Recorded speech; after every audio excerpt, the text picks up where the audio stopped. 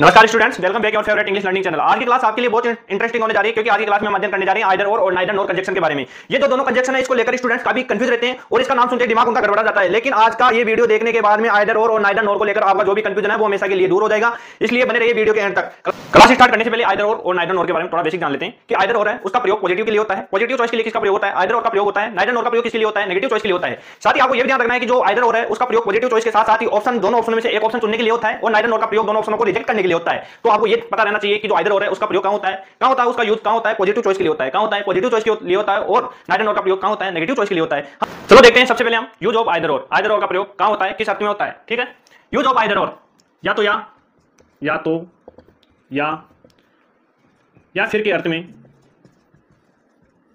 फिर के अर्थ में प्रयोग होता है।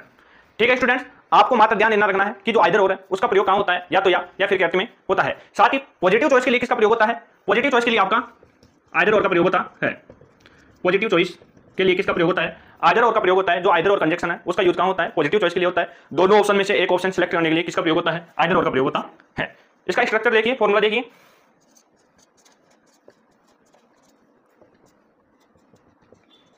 आइदर ऑप्शन 1 और प्लस ऑप्शन 2। ठीक है, एग्जांपल लीजिए।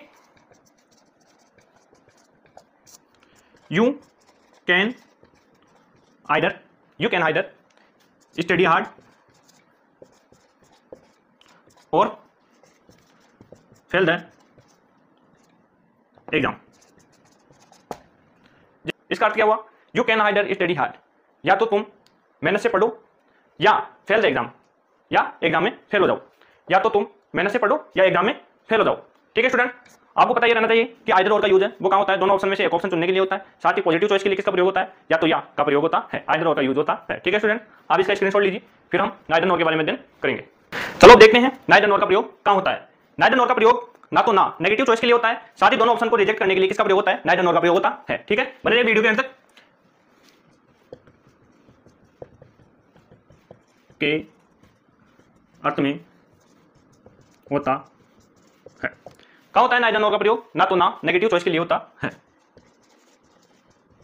नेगेटिव चॉइस के लिए होता है। साथ ही आपको यह भी पता रहना चाहिए कि जो नाइदर नोर का प्रयोग है नेगेटिव चॉइस के साथ साथ ही दोनों ऑप्शन को रिजेक्ट करने के लिए भी किसका प्रयोग होता है? नाइदर नोर का प्रयोग होता है। स्ट्रक्चर लीजिए आप इसका।